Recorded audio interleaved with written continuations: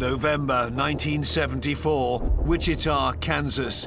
The city was gripped by fear as a serial killer was attacking people in their own homes before binding, torturing, and ultimately killing them in pursuit of the thrill.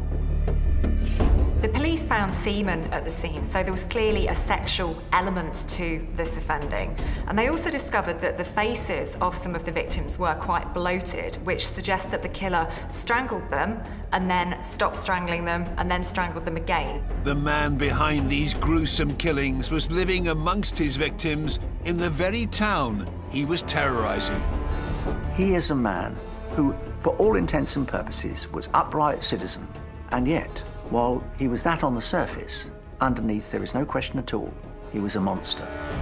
His evil is a different evil, mainly because he thinks that he's entitled to it. His name was Dennis Rader, but he would go on to create a murderous alter ego for himself, a brand of his own. Rader would stalk his victims. He would attack them in their homes. He would torture them and kill them. Rader's preferred method of murder, to bind, torture, and then kill, became his name, BTK. It took over 30 years for authorities to bring him to justice. Wichita didn't have a boogeyman, they had BTK. His gruesome crimes make Dennis Rader one of the world's most evil killers.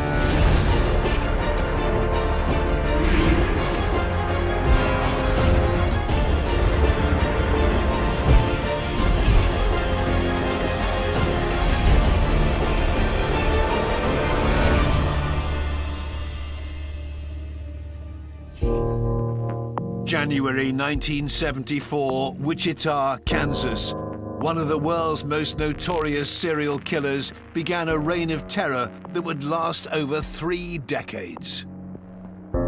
I think the thing that makes Dennis Rader one of the world's most evil killers is the sheer conceit and arrogance that runs through every vein of his body. The Otero family had just moved into the area where Dennis Rader lived. They became his first victims. He killed 2 children and their parents, leaving their other children to discover his crimes. Dennis Rader's first murder, he's chosen to kill 4 people. That is quite a significant undertaking. And I think that really is testament to his arrogance and his hubris, that he thought he could do this. A pillar of the community, involved in the church and a scout leader, Rader would go on to kill another 6 times, with his last murder taking place in 1991 when he attacked Dolores E. Davis in her home. He's on a Cub Scout camp, which he slips away from, clearly supposed to give him an alibi. Once again, binds her, tortures her, and eventually kills her. This time with her own pantyhose. And he dumps her body a long way away.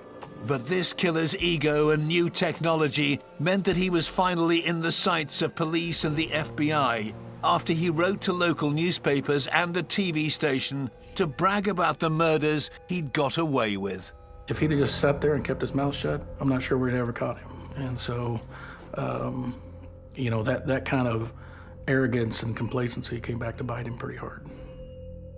Rader liked to torture people, and that wasn't just his murder victims, it was the families of his murder victims. So when he has the opportunity to relive and to retell the stories of the horrendous acts that he's perpetrated, he really does seize on that. He enjoys revealing all of the explicit and the gory details. For the decades he remained uncaught, Wichita, the largest city in the sunflower state of Kansas, lived in terror of the killer who'd named himself BTK, bind, torture, kill. With killers like Rader, there is always knock-on effects. And someone who is killing in such a way over a period of time is going to damage the community. There is going to be fear. There's going to be looking out of the curtains at the neighbours. It just breeds an appropriate paranoia amongst people. When's it going to happen next? Who's it going to be next? When he was finally arrested in 2005, his reign of terror came to an end. But even then, he revelled in the attention. Rader confessed he didn't deny having committed these murders, and actually I think he quite enjoyed having that notoriety. Finally, people knew who BTK was. This killer's story begins in 1945. He was born in Pittsburgh, Kansas on March the 9th, the eldest of 4 boys born to William and Dorothea Rader. Rader was born in 1945, and he was one of several children within a very traditional nuclear family. His father was strict, but not particularly abusive, and many children grew up in households like this. He was upright, he was a scout, he was on all sorts of programs for good children. He had the ability to blend in. He wasn't bullied, for example, as a lot of killers are. To his friends and family, he was a model child, but in private, Rader began to show his true colours. Rader claims that when he was a youngster, he abused animals, so he hung a cat and he hung a dog. We do see, in quite a few cases of serial killers, animal harm in the background. As he went into puberty, he described himself as looking at girly mags, developing a fascination with underwear, and then, significantly, and indeed deeply significant in his later crimes, was a fascination with bondage and sadomasochism. Having graduated from a local high school in Wichita, in 1965, Rader enrolled in Kansas Wesleyan College in Salina, 90 miles from home. However, he dropped out. In 1966, when Rader was 21, he joined the United States Air Force and remained in it for 4 years. He worked on systems. He was that kind of man. Systems are very much his kind of thing. He served abroad, sometimes in Europe. As far as we know, not a particularly distinguished career, but not a bad one. He returns to Wichita, Kansas, and marries a girl he was at school with. Rader marries and has 2 children, and from the outside they do very much look like the respectable cereal box family, just like any other regular American family. In 1974, Rader suddenly and inexplicably changed from the respected ex-forces gentleman to a brutal evil killer. There has to be something that set him off, because that first explosion of violence was so shocking, so dramatic, so utterly horrifying that you couldn't possibly have imagined it was like going from 0 to 60 in 2 seconds. A new family to the neighborhood became his first victims. The Otero family had recently moved to Wichita because they wanted a new start. This was the beginning of a new chapter in their lives. But unfortunately, this was to be very short-lived, because one day the teenage children arrive home to the most horrendous scene. On January the 15th, 1974, Wichita police were called to the scene. Detective Tim Ralph was one of the task force investigators on the BTK case in later years. At the Otero house, they were actually called by the children. The 3 older children had come home, and they had found their mother and father. They called, and the first responders, or the first people that arrived at that time, they went to the bedroom, they found the father and the mother. The scene they discovered was horrendous. Dennis Rader had broken into the family home and murdered everyone in the house in a way that would become his trademark. He ties up husband and wife with a Venetian blind cord, suffocates them. The older children didn't want their younger siblings to come home and find this because they thought they were at school. And so the officers went to their elementary schools in the area and found that both of the younger siblings had not made it to school that day. When officers searched the house, it soon became clear that the parents weren't the only victims. 9-year-old Joseph and his sister Josephine, 11, were both found murdered. Their 11-year-old daughter is found hanging in the basement, whether he killed her by hanging her or strangled her and then strung up the body. We have a situation where he's created elaborate knotwork and hung the body up. It's almost like some sort of macabre art display. Rader appeared to have fixated on the younger daughter, Josephine, because he seems to have spent the most time with her body. She was the prize, and the others were just obstacles that he had to get out of the way. He kills the boy, ties him up, leaves on the floor of his bedroom, again suffocated.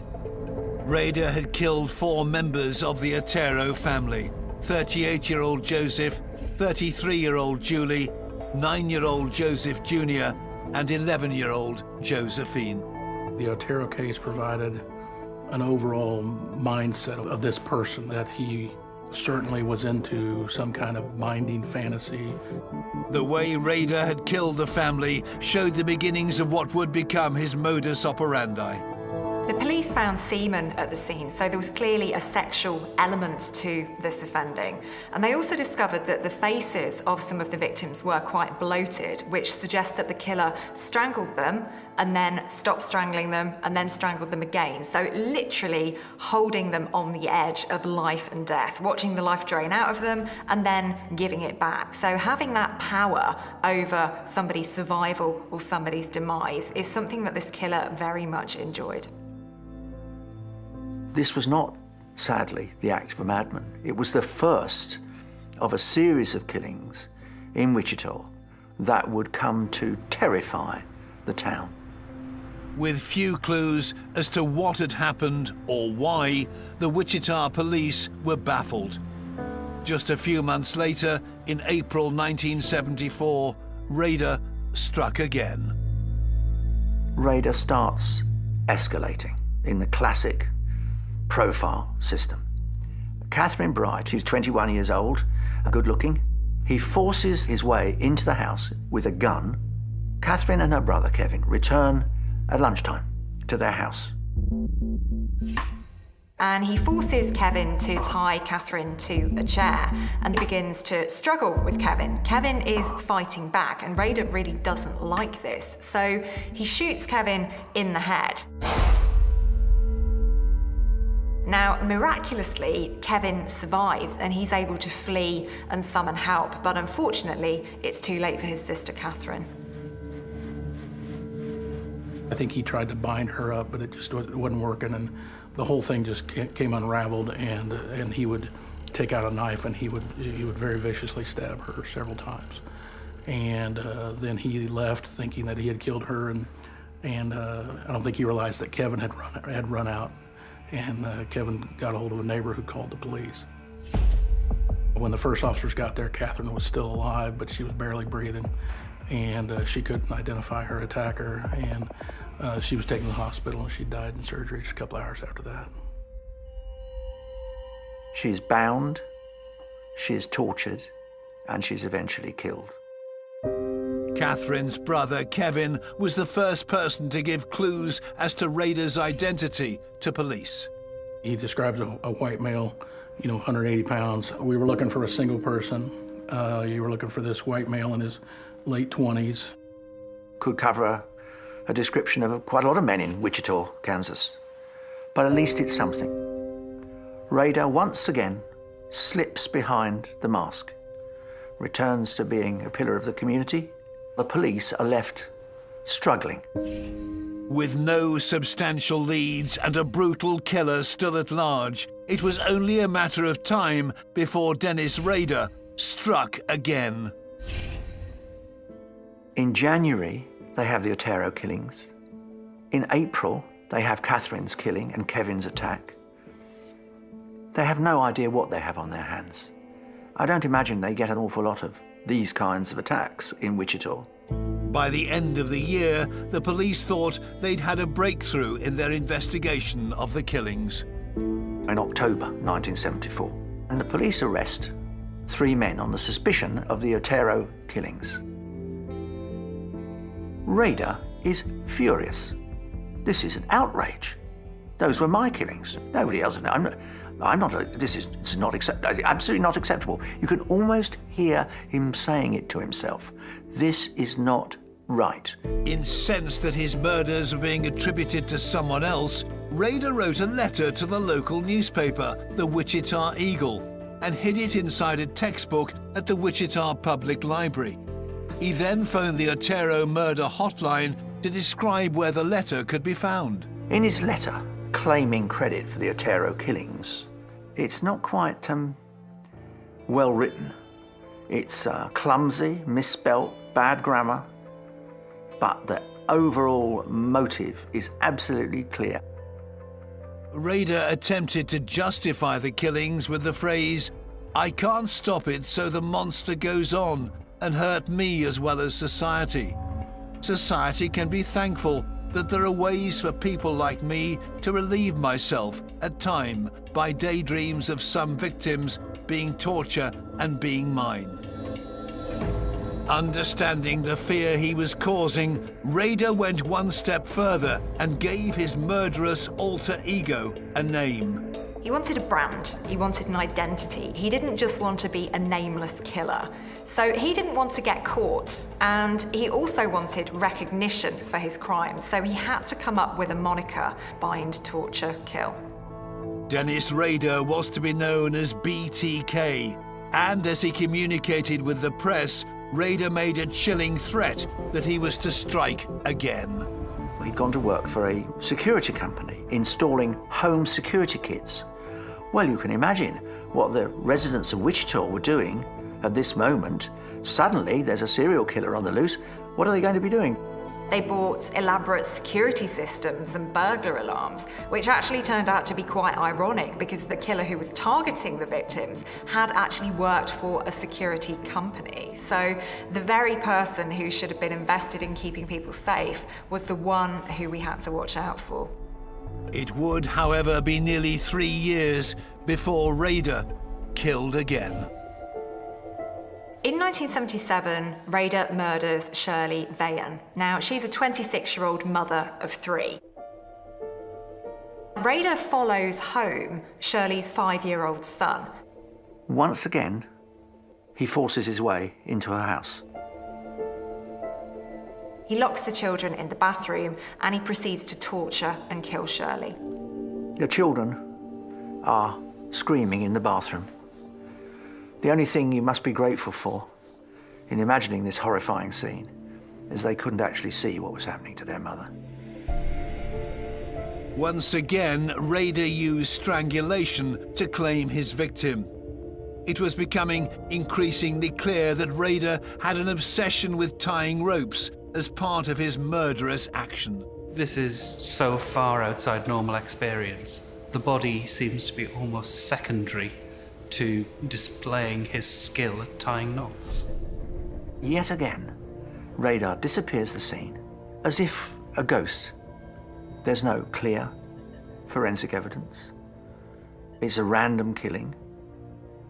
Later that year, on December the 8th, 1977, with the police still having no clue about his identity, Rader would strike again. After the murder of Shirley Vayan, Rader kills Nancy Fox. She's a 25-year-old secretary, and he'd likely stalked her for some time. He's getting better at his offending at this point in time. He's looking at the house. He cuts the phone lines outside. He waits for her inside the house. He waits until she gets home. She is, if you like, the archetypal BTK victim. He broke into her house, completely invading her privacy. He tied her up, he strangled her with a belt, he masturbated at the scene. But that wasn't all. He actually called the police. So there is a tape of Dennis Rader's voice. So they have the voice of the offender. Yes, you will find a homicide South Pershing, Nancy Fox. I'm sorry, sir, I can't understand you. What is the address? South Pershing. That is correct. This is Rader celebrating once again his own power. Here he is, swaggering. There could be no other word for it. That he knows something that nobody else knows, and he's taken another life. Within 4 years, Rader had murdered 7 people, and yet the police had nothing to go on bar odd clues and a crackly voice recording. He had continued to evade capture and baffle the police, but he wanted more. Rader sees all of the attention that serial killers like Ted Bundy are getting, and I think he wants a slice of that action. But he wants to be more than Ted Bundy, more than the other serial killers. And I think that's very much what drives his offending and the form that that takes. A month after Nancy's death, Rader sends a note to the local television station in which he explains that he can close her eyes so that she can pass away. I mean, it's an act of the most extraordinary vanity. And again refers in the note to the television station to, "I'll be doing it again." Those 7 murders back in 1978 became directly attributed to BTK, and he had made several communications. He'd sent them through the local paper at the time, so those 7 were always attributed to him. Local police detective Randy Stone noticed that Rader was enjoying the attention that he was getting. He liked watching himself on TV. So, communicating with the news media was part of his way of achieving the notoriety and being publicized and everything. And he enjoyed watching himself on TV, and he favored the news media that had the best signal reception on his television. I think one of the things that sustains Rader's appetite for publicity is that he knows full well that he's not just terrifying individual victims, he's terrifying the whole town. They are in absolute fear. The sales of his security systems are going up rapidly. It's quite clear that there is a serial killer at work. It's quite clear that all the victims are in Wichita, which is not a huge town. And it's quite clear the police have no suspects. The community were particularly terrified by these murders because the police had to tell the community that there was a serial killer on the loose. They had to do this in order for people to take steps to keep themselves and their loved ones safe. The quiet and the peacefulness of 1970s suburbia really has been completely shaken by these murders. After scores of officers investigating and thousands of man-hours, the police realized they had nothing to stop this killer. But then BTK seemed to have stopped himself. Years went by without any further sign from him. The case went cold. Could Dennis Rader have got away with it? He disappears again, and indeed pretty much disappears completely. 2 years pass, 3. Rader goes dormant for a period of time. Whether there are murders that aren't linked to him or not is a matter of speculation. As the years went by without another attack from BTK, Wichita police called in the FBI. The local police form a task force, which ironically they nickname Ghostbusters, to try and find whoever the killer is. They are singularly unsuccessful. They do not get anywhere near Rader. The Ghostbusters team would keep investigating BTK for the next 3 years. There was a theory that he was either in jail or dead or had left the area. That theory was the basis for Ghostbusters, was the basis for searching for men that had left the area after 1979. Over 600 suspects were tracked by the task force, but none of them could be connected with the BTK murders. Questions and rumors began to swirl about BTK's fate, and with no more murders in the Wichita area, some considered the horror over. So it isn't until 1985 that he kills again. But this time, he moves his victimology. Instead of a young woman, it's an older woman, 53, called Marine. In fact, she lives very close to Rader. Okay, he hasn't actually killed anybody for years. Can you imagine what must be building up inside that tortured mind? With Marine Hedge, Rader is changing his modus operandi. Not only does he murder her, he then takes the body, of all places, to a church where he poses her in degrading positions and takes photographs and ultimately dumps the body. This is the use of a human being as an object, as a plaything. BTK was back, still evading capture and growing in brazen confidence. Rader dumps Nancy's body about 7 miles away in a ditch. Clearly takes some trophies, as is wont, and shows no regard for his victim whatever. That case was not initially connected to BTK, mainly because it was a completely different part of town. It was a few miles outside of Wichita. Now it's, almost bordering Wichita, but at that time in a little city called Park City. A year later, on the 16th of September 1986, Rader murdered 28-year-old Vicky Wegerle while she was at home with her 2-year-old son. Rader spots a attractive 28-year-old mother called Vicky walking towards her house. We're not exactly sure how Rader got access to her, but what we do know is he did exactly what he's done before. Her husband is driving home for lunch. Their 2-year-old son is left in the house with the body of his dead mother. Her husband discovers the 2-year-old sitting on the floor on his own and goes into another room to discover his wife's body. This time, BTK was not a suspect. Police initially believed this was a domestic homicide, and Vicky's husband was questioned. Judge Kevin O'Connor, who was Deputy District Attorney at the time, recalls the case. Mr. Wegerle, her husband, was always considered to be a suspect. So at the time I became involved was when the DNA could be replicated, and so they had the ability to replicate the DNA so you would have enough to be able to test it without using up your full sample. By the late 80s, police were beginning to have new technology to work with, and homicide cases like this were the first places it was being used.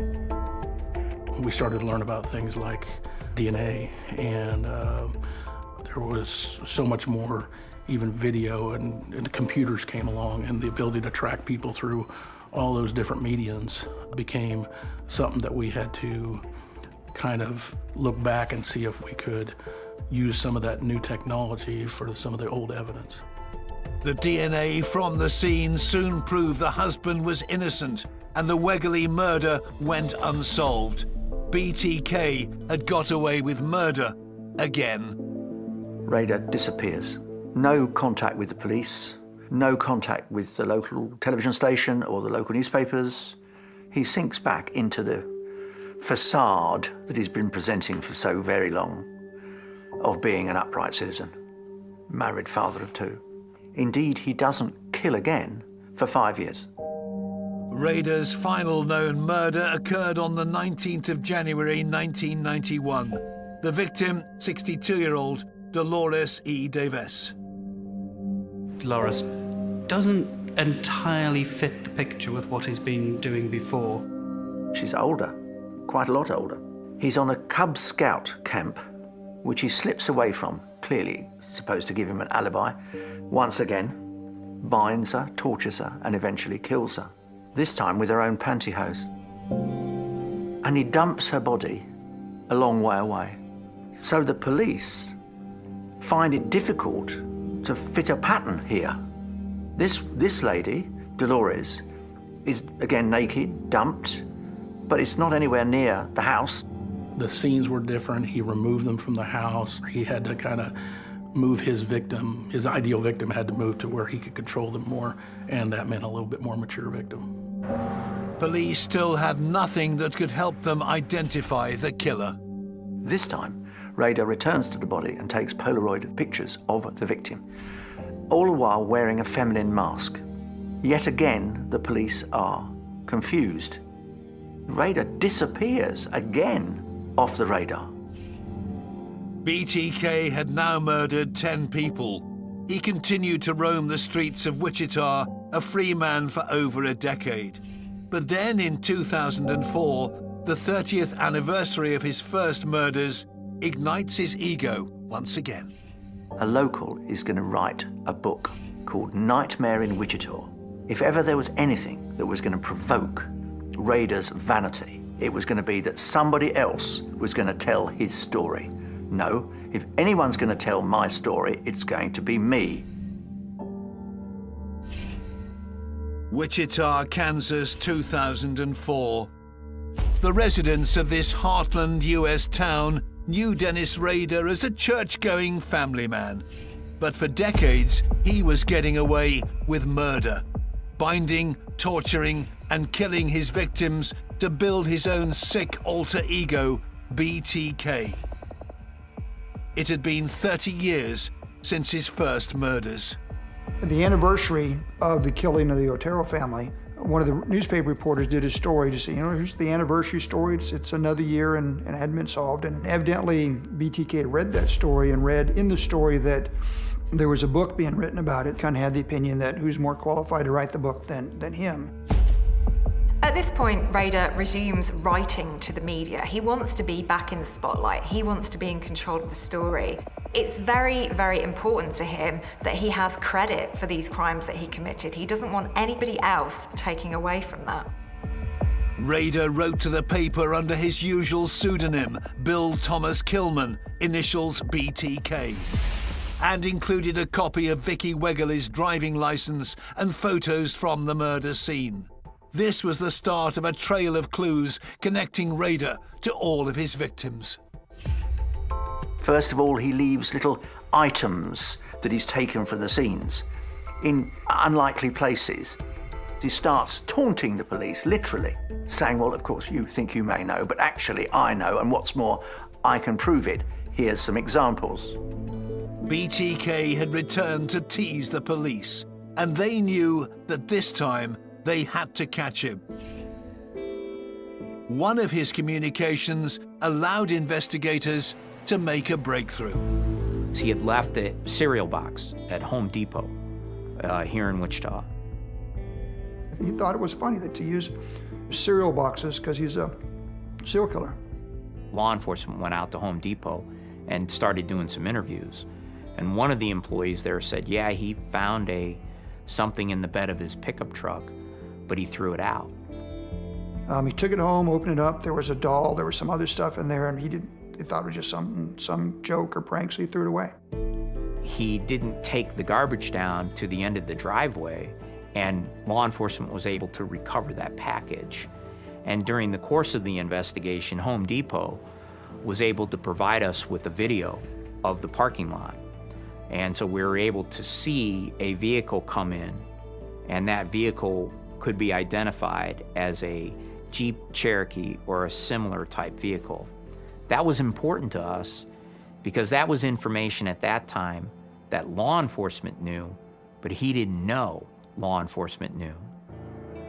The police finally had sight of BTK, but with grainy, unclear CCTV footage, it was the smallest of clues. In an effort to keep himself hidden, BTK's communication methods were becoming increasingly complicated. The police and he start communicating through small ads in the Wichita Eagle.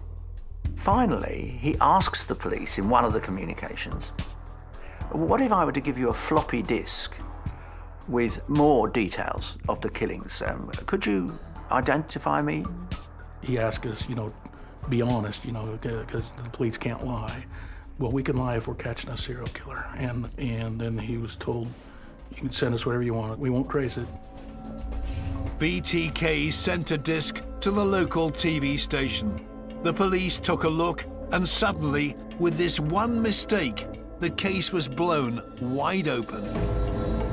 We were contacted by KSAS Fox TV, and they had received a package.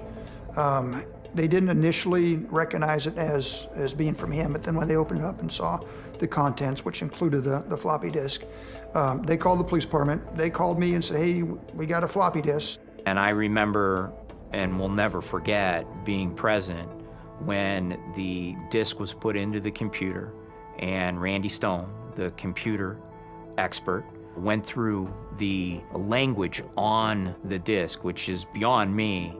You know, at the time, I'm sitting in a little cubicle, facing the laptop, doing thing, and I look behind me and there's like 20 people all crowded around a semicircle around me. So it's one of those no pressure, don't screw this up type of things.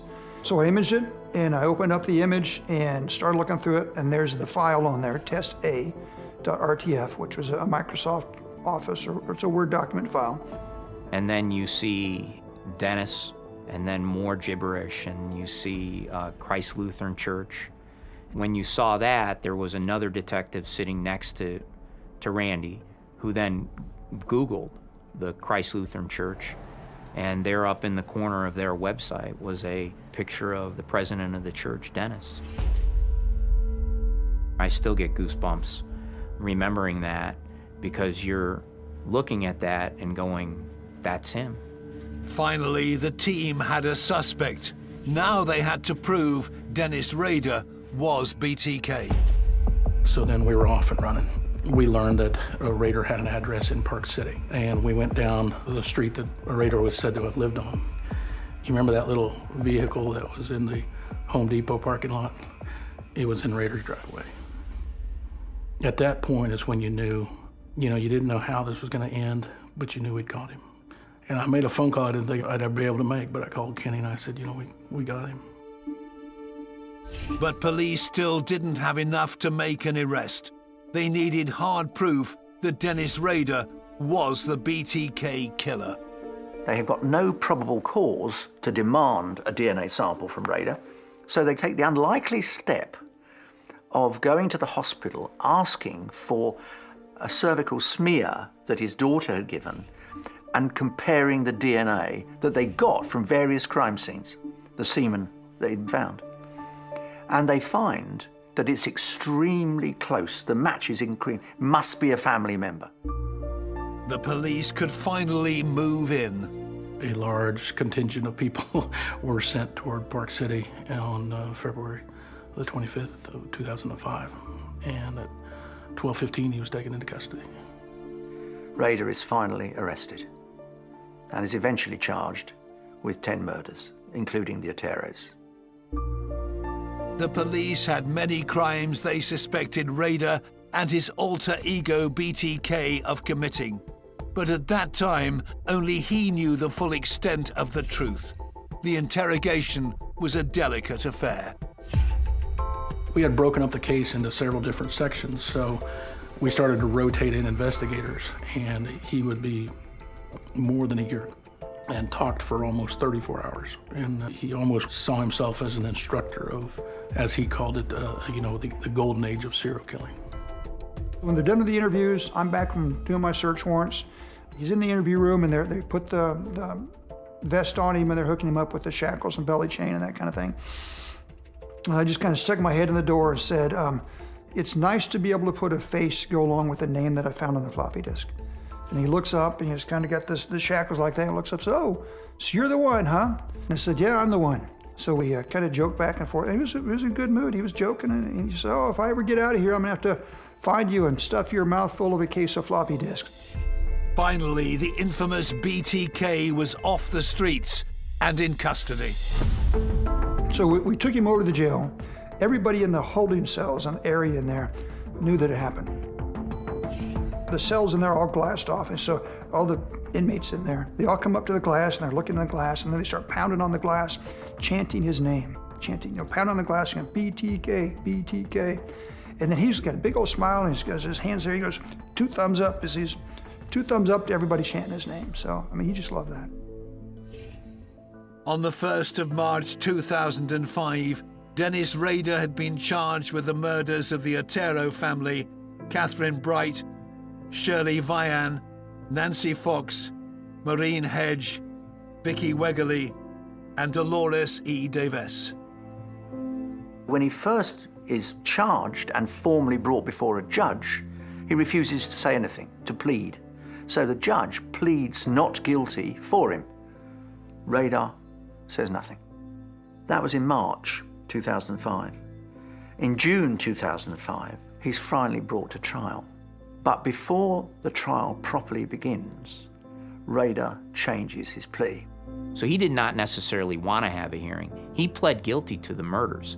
and he tried to avoid any type of hearing whatsoever. The district attorney thought that it was very important that the community knows what happened, and the best way to do that is to have a public hearing, because once it's a public hearing, then it's open. Now, the monster is really out of the bottle, because Rader is perfectly prepared to accept that he's got away with it for 30 years and that he's going to go down in history as BTK. And what's more, he's going to make sure the world knows just how evil he was. During the hearing, Rader described the murders, showing little remorse and with no apology, to the horror of viewers. Most of these sentencing hearings take a couple of hours. This one took 3 days, and they would present evidence from the murders and really just kind of combine, this is what we had at the crime scene, this is what his confession says. And it was just to kind of confirm to the community, this is really him, this is what happened. And then you had an opportunity for the victims and their families to make a statement, and it was just truly heartbreaking and painful. But hopefully it helped them that finally, after all these years, the person that had murdered their loved one was done, was going to prison. Rader was sentenced to 10 consecutive life sentences with a minimum term of 175 years. He remains in solitary confinement, where he will stay for the rest of his life. One of my favorite shots is him being led into the penitentiary over in El Dorado, Kansas. There is something about Rader that genuinely chills the soul. And something about that look in his eyes. I can never, ever get it out of my mind. That little smirk, that little glimmer of, I'm better than you. I really am God. I'm not only the devil, I am God as well. Dennis Rader crafted a depraved alter ego that terrified a whole generation. But it was his own arrogance that would eventually be his undoing. For over 30 years, he was one of the world's most elusive criminals, taunting the police and teasing the press. He brutally murdered 10 people, including 2 children, by binding, torturing, and killing them, all to fit his sick brand, BTK, and make him one of the world's most evil killers.